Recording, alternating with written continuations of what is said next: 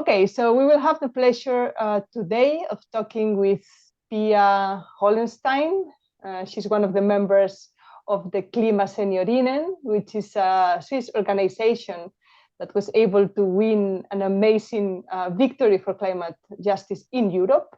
But before introducing her, I don't know if the project coordinator have arrived. No, okay, so we'll continue. Just to let you know, this is part of a European project. This dialogue. The name of the project is the Climate Justice Living Lab, and we hope to conduct more dialogues in the future. So I will remind you at the end, but stay tuned to future events. And today, in this first web talk, we're going to talk about the fight for climate justice through legal action. Okay, so a specific pathway for climate justice. And we will explore a remarkable case, as I said before, a case brought to European Court of Human Rights, which, just for your information, is a tribunal based in Strasbourg that is responsible for ensuring that member states of the Council of Europe, not the European Union.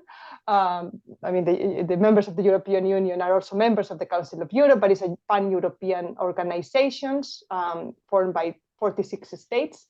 So the responsibility of the European Court of Human Rights is to ensure that the rights and freedoms of the European Convention of Human Rights are respected, okay, in this territory.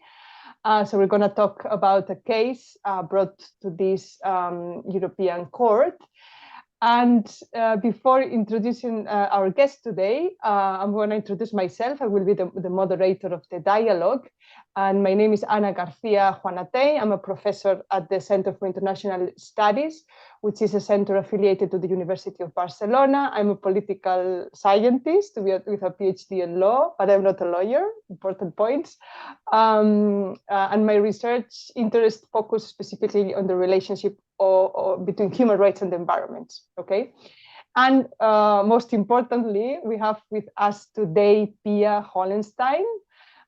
She worked as a nurse and a teacher in nursing in Switzerland.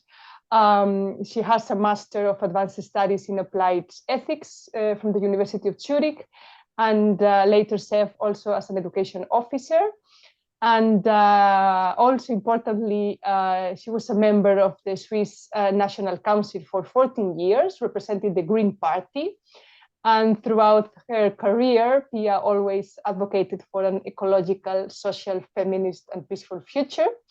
And since retiring in 2014, she has co-founded and serves on the board of the Swiss Senior Women for Climate Protection Organization, the KlimaSeniorinnen. Okay, so Pia, I welcome you to the meeting. How are you today? Thank you. Welcome to everybody. Great. Nice. Okay, so just before starting the dialogue and giving the floor to Pia, I just would like to briefly explain this case to the public, because maybe not all of you know it. So first of all, the KlimaSeniorinnen is an organization composed primarily of Swiss women.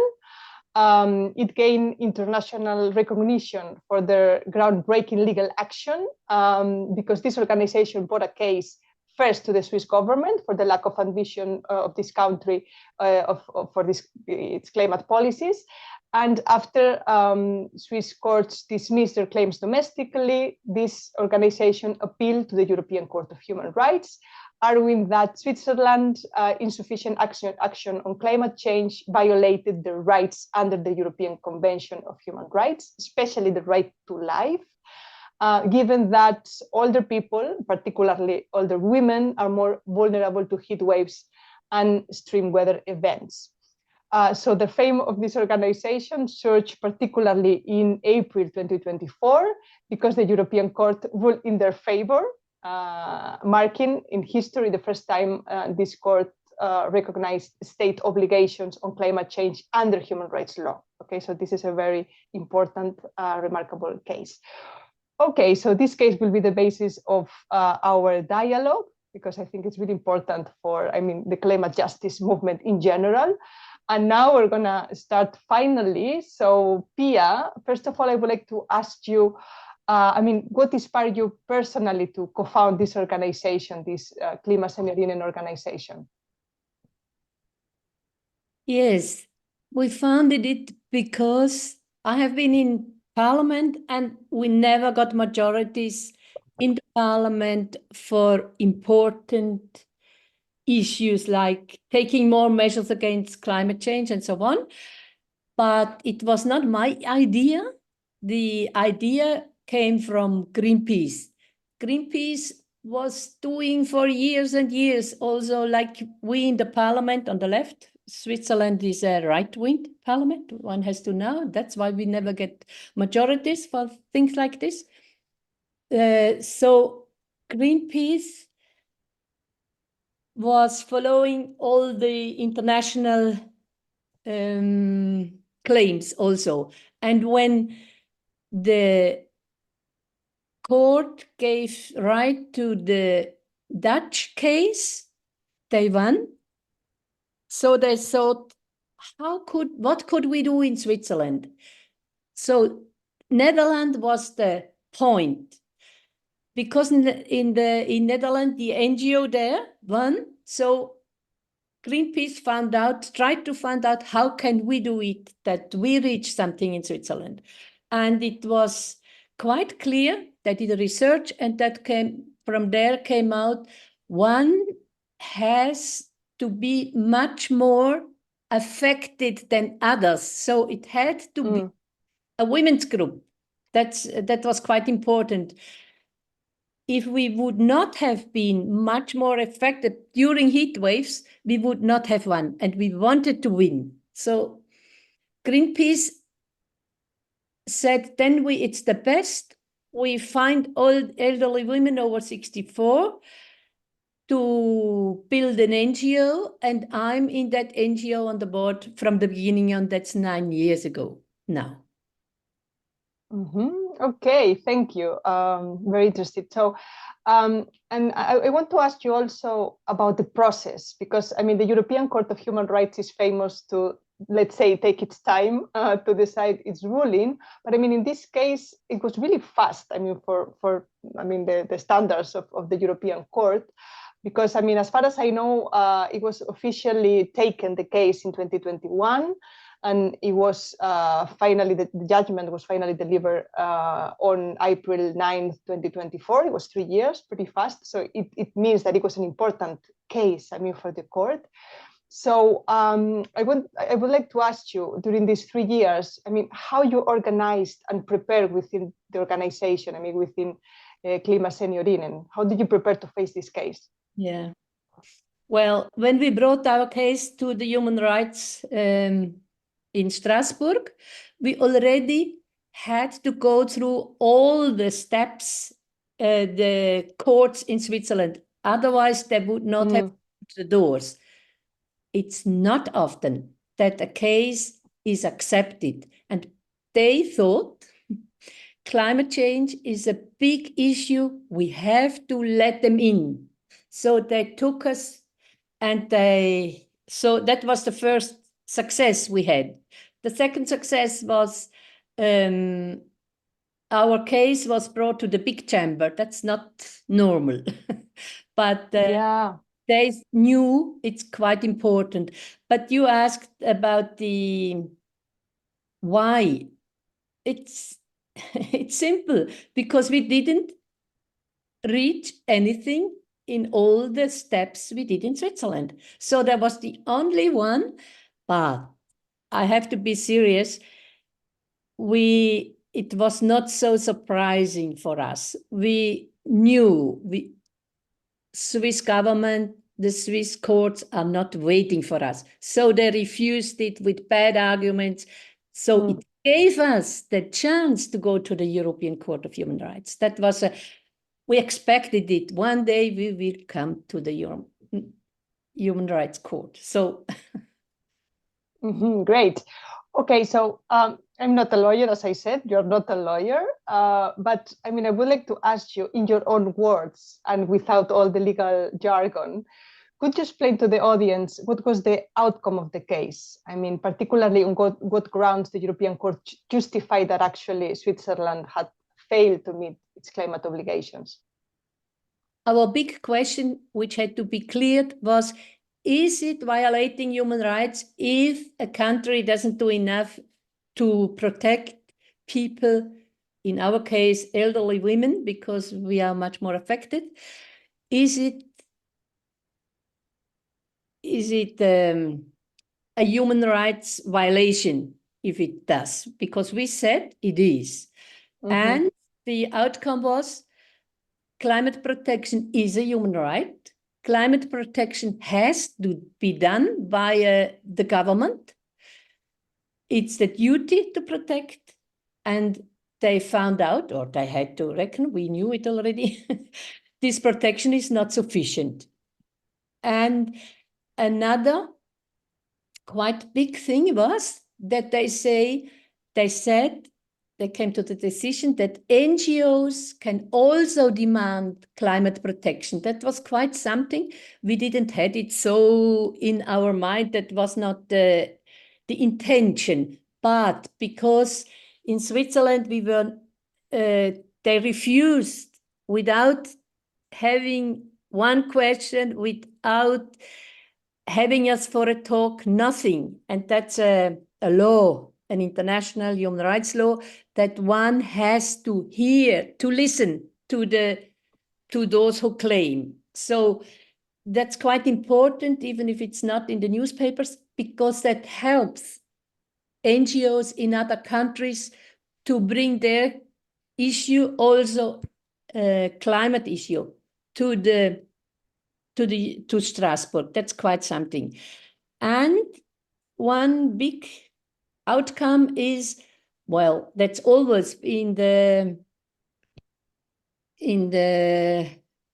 Council of Europe, that this verdict, this Urteil, how to say, is valid for all the countries for all those countries who belong to the Council of Europe. That's quite something. So that's the main thing. It is historic because it's the first case that had to clear if human rights are broken or fulfilled by if a country doesn't do enough. Because it is broken, Switzerland doesn't do enough. It has to, then we have the whole paper in the whole verdict, which is complicated, more than 200 pages, but it helps other countries, it helps other NGOs in Austria, wherever, and they can claim as well. So, this is a very important point, right? Because normally to be able to go to an international court of human rights, I mean, you have to prove that one of your personal rights have been violated. But in this case, I mean, one of the outcomes is that NGOs also can have legal standing, to go to these courts. So I think this is a very important outcome in terms of climate justice and the climate justice movement. So, I mean, Pia, a more personal question. I mean, you made history with this ruling. So how did you personally react to the ruling and your organization? I mean, do you remember, for instance, where you were when you realized that you won? I mean, how did you react to that? Well, of course, we were in Strasbourg at that time. Okay, yeah, okay. Board and a group of members of the KlimaSeniorinnen, we went there 2 days before. We had to prepare something yet with the lawyers and so on.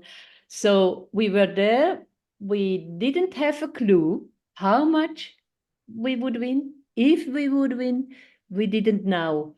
We had some strategies. If we win that little, what are we going to say? If we win a little bit more, or if we win a lot. And we won a lot.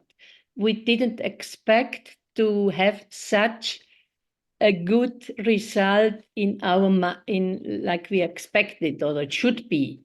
But one has to say, the council take it very serious. They said, okay, climate change is a big problem. We have to take it seriously. It didn't go just to the small chamber. It has been discussed in the big chamber.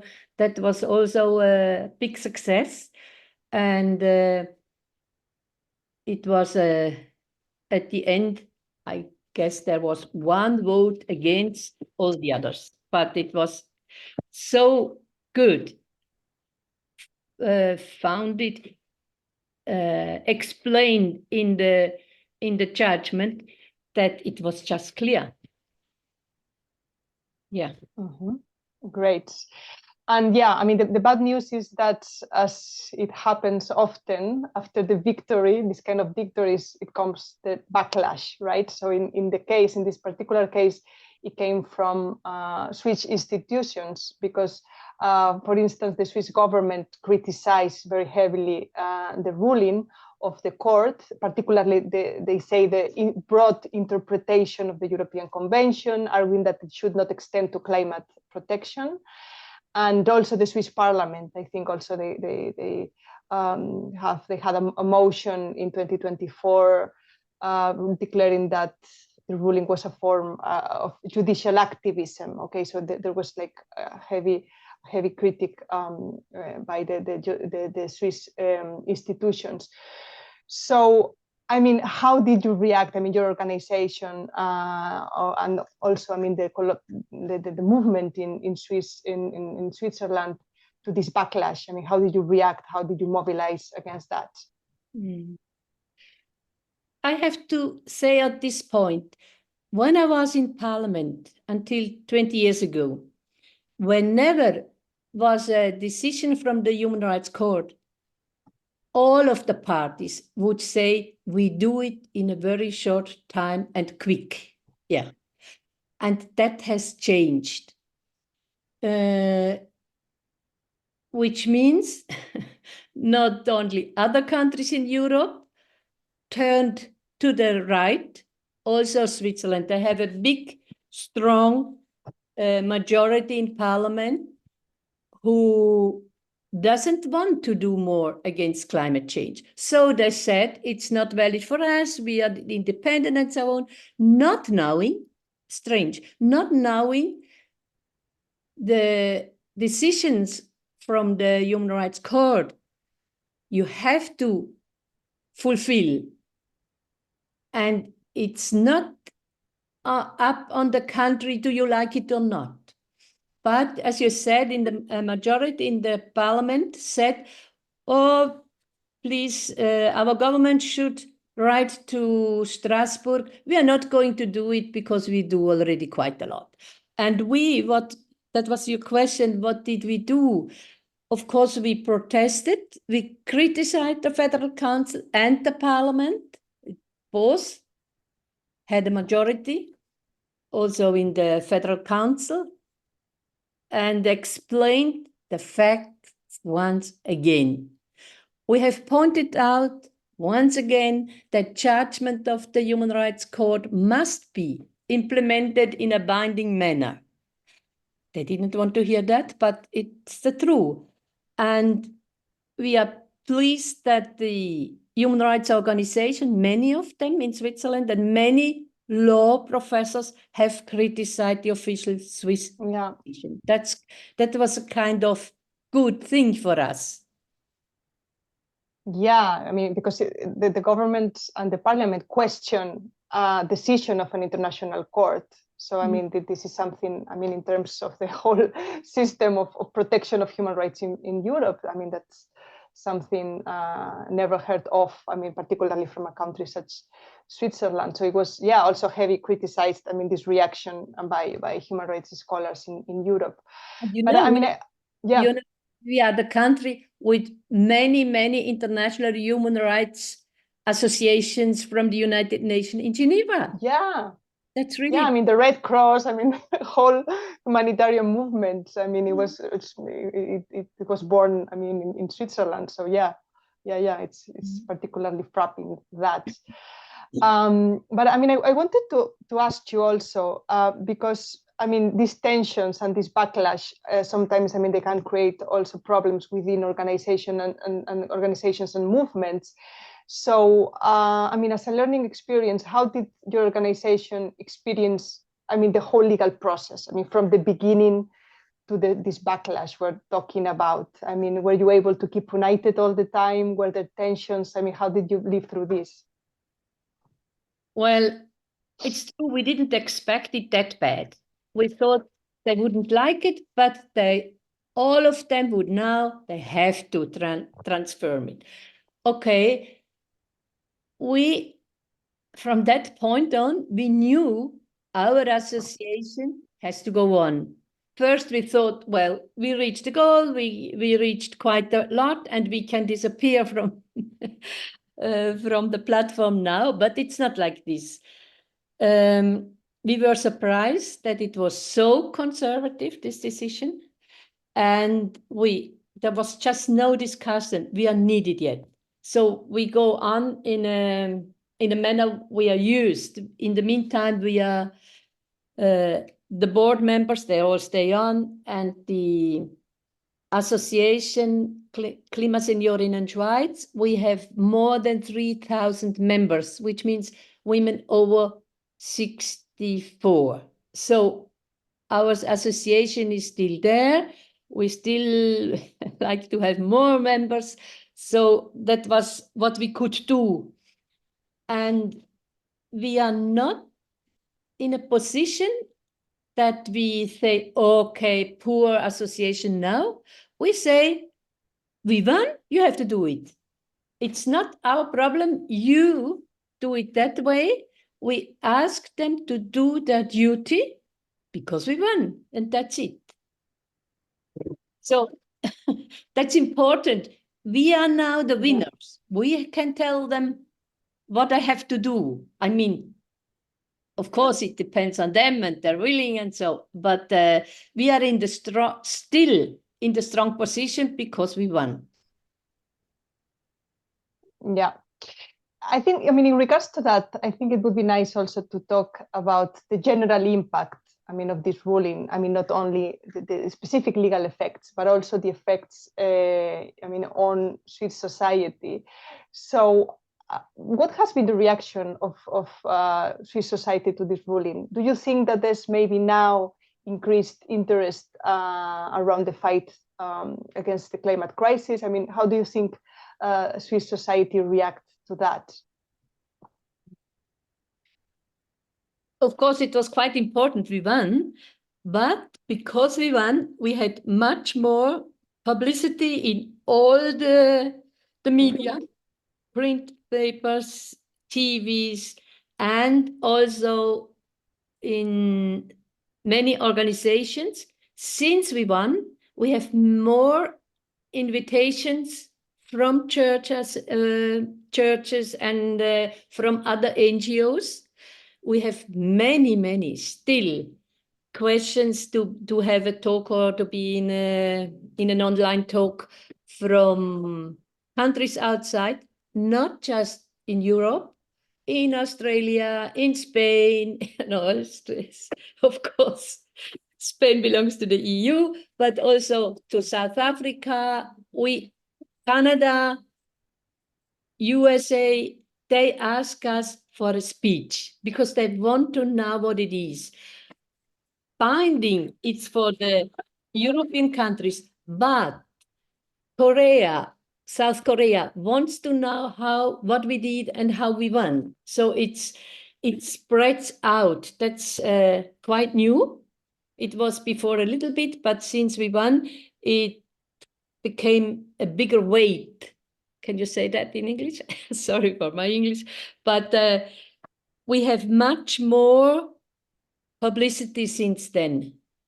That's what I can say. And many students from other countries, they are writing now their master paper. Thesis. Ah, wow. And they ask us for an interview and they want to find what's the best way and so on. So, and the positive thing was, of course, I dare to say the climate use is a bit down in Europe. Yeah, not so strong anymore. And of course, for them, it was quite important that we won. They have a star on the sky now.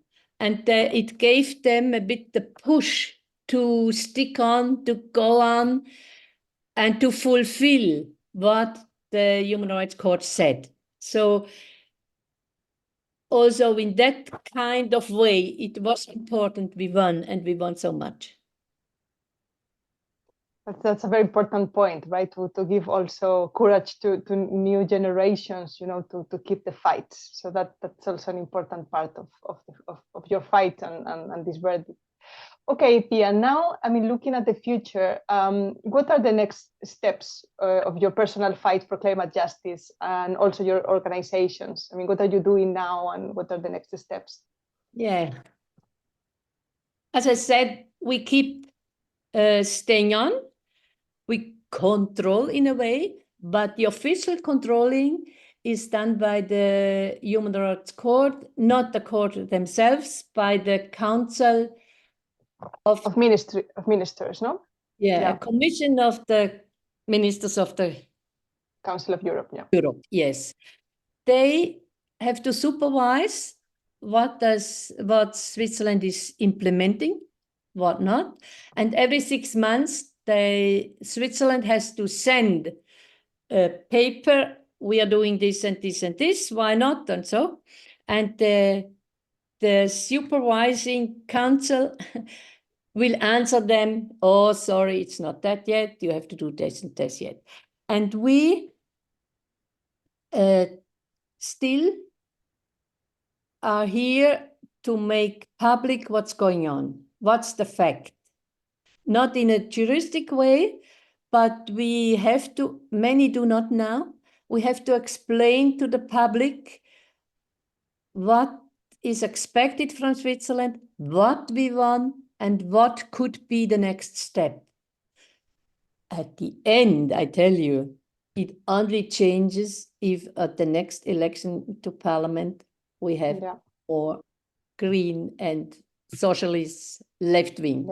So it's a bit sad, but still, I tell you, my interpretation is, even if Switzerland refuses, it's such a big paper, this judgment, it helps to all the other NGOs in other countries because everything is said there.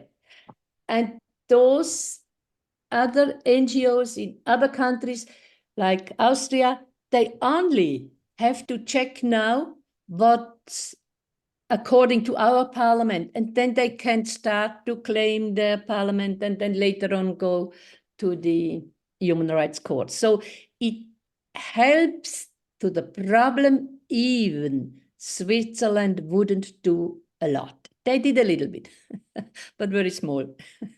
They are not motivated to, but one has to say, too bad, but the time is helping us. It will not stop the climate change.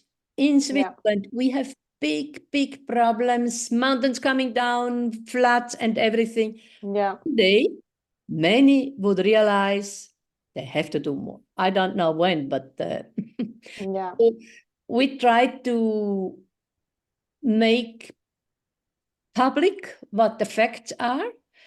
And we also, not with ourselves, we have a film, a movie done by filmers. And this movie tells the whole story. What we are saying now, it's quite a big movie. It will go to the whole world at the end of this year or next year. And that's an important thing, that everybody can hear the message. As an NGO, you have a power. Civil society has the power to work, has the power to reach something. That's our example. You do not have to be in parliament like I was before.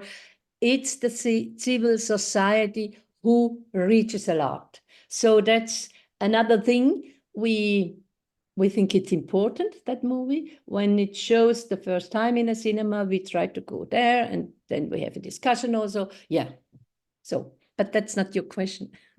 No, but great. I mean, let us know about the movie. It would be great also to disseminate it, I mean, to the social media of the project. So thank you. That's very interesting.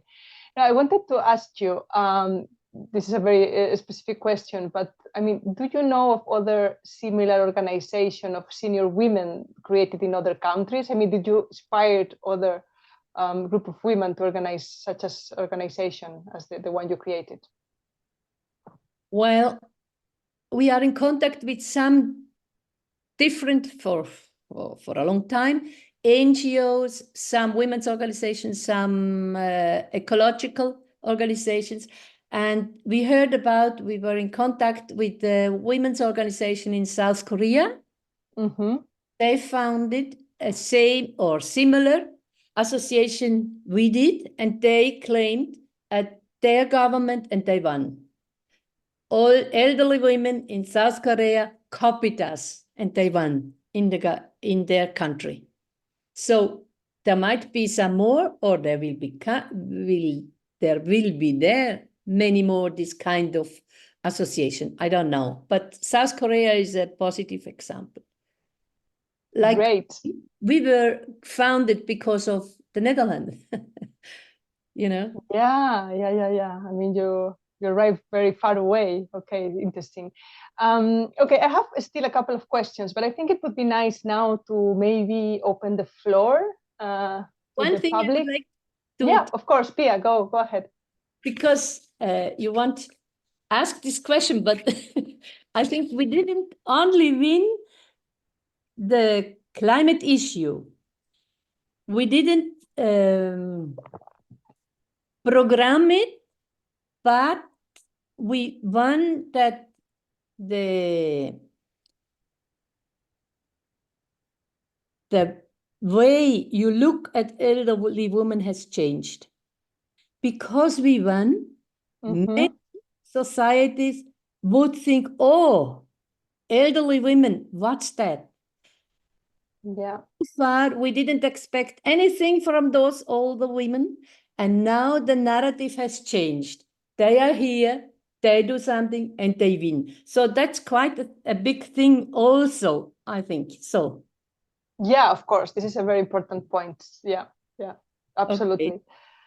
Okay, so maybe now we can open the floor. So as I said before, I mean, you can either use the chat if you don't want to come out in the video, or you can just raise your hand and activate your mic and your video and ask the question to Pia directly. I think it's a great opportunity to have her here. I mean, so yeah, any questions?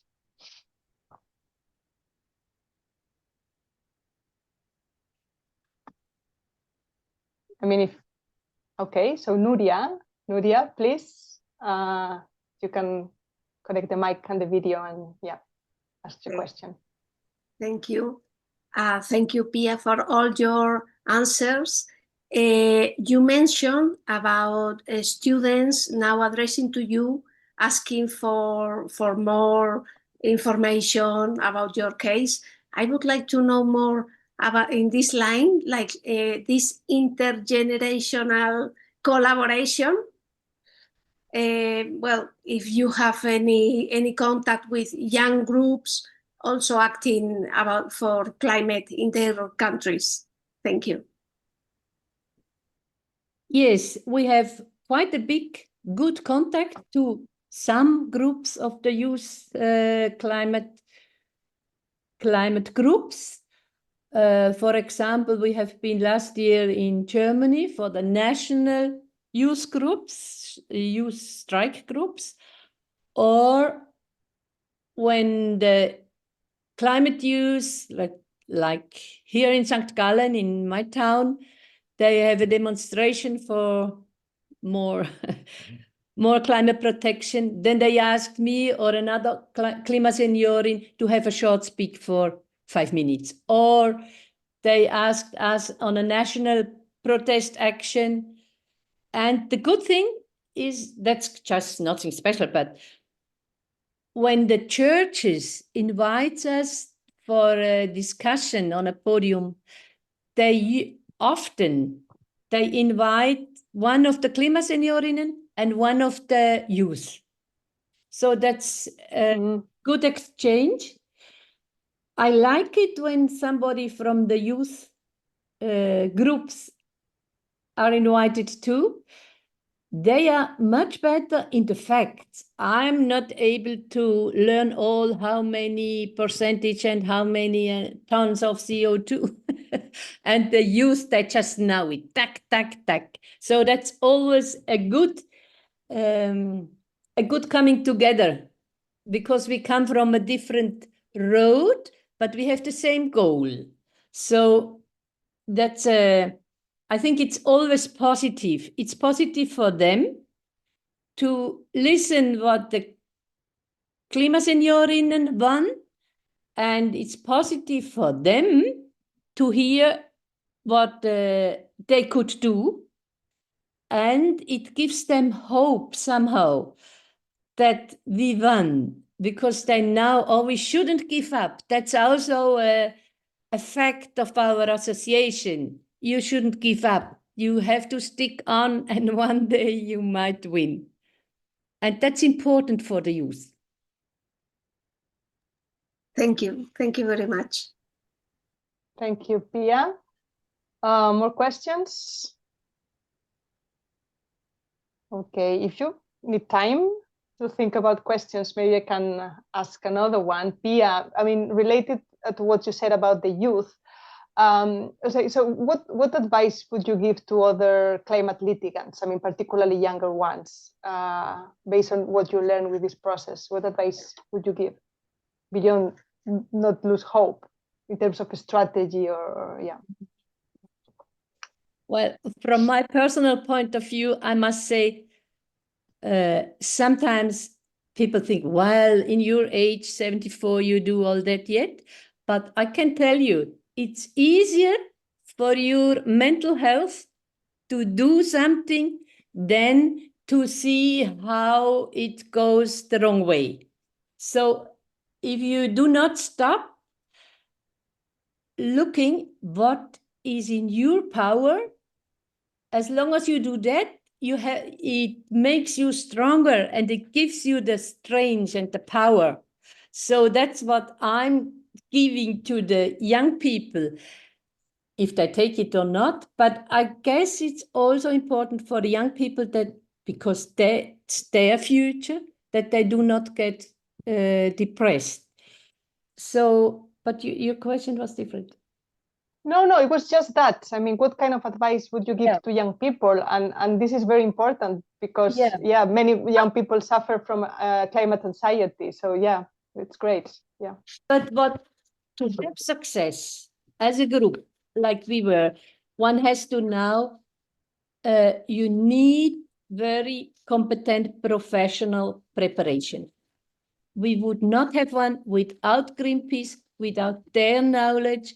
Greenpeace Switzerland is good connected with Greenpeace International, and they have they had and have such a big knowledge. That was the reason, we won. There was a lawyer, a lady from London who was working at the Human Rights Court before. She was so good, so competent.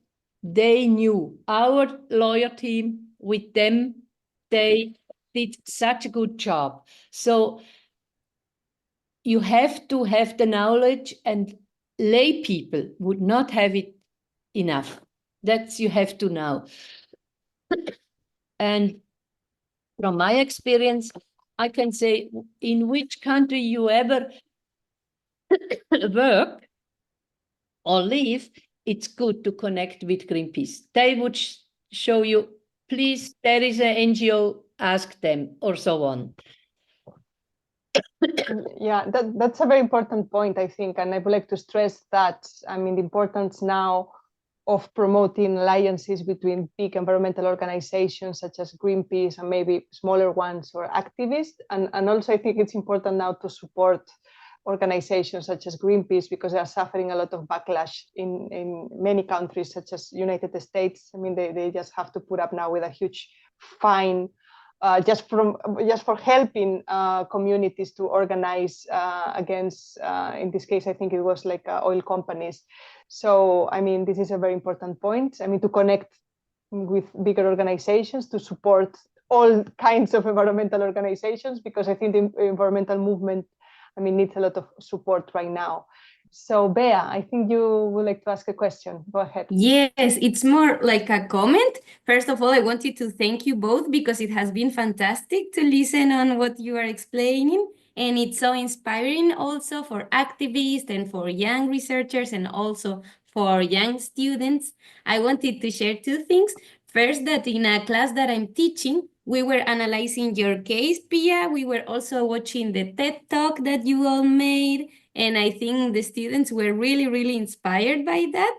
And they're working a lot on the case, identifying the human rights that the court said that they were violated and so on. And I talk on behalf of them because they were really, really motivated. And I see that some of them are online. So thank you for connecting.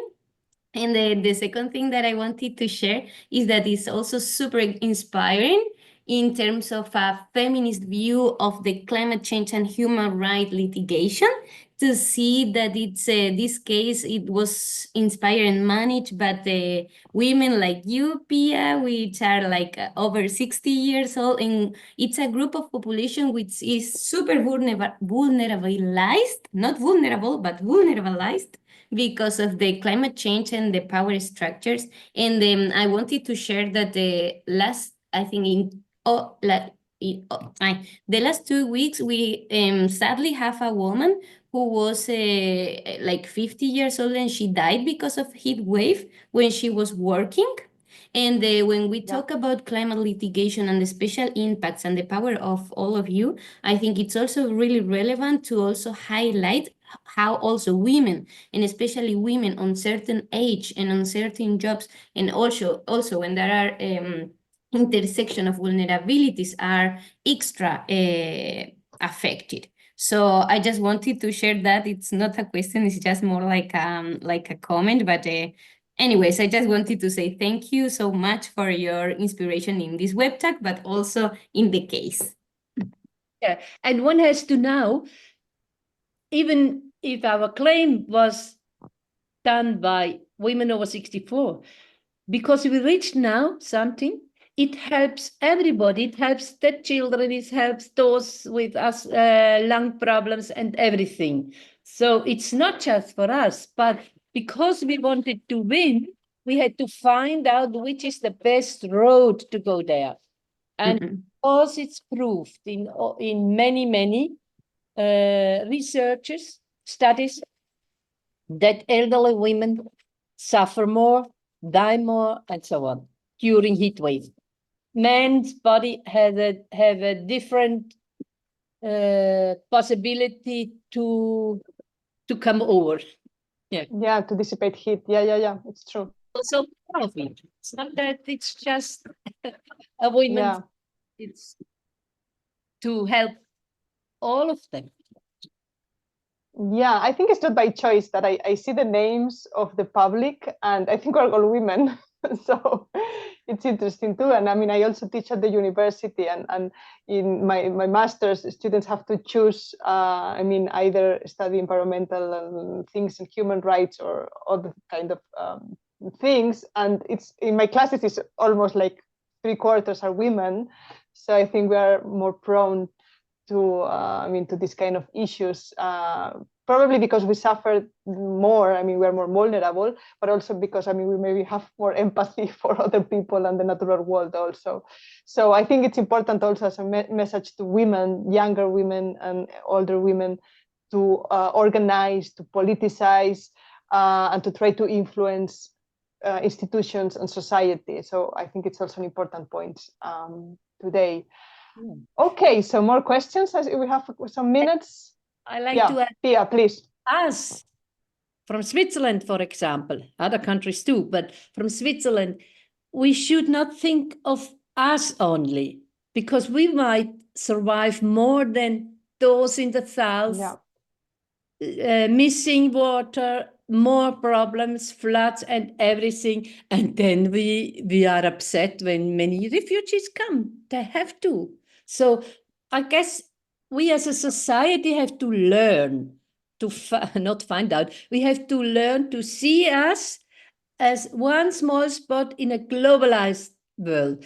As long as we do not check that, we won't be saved.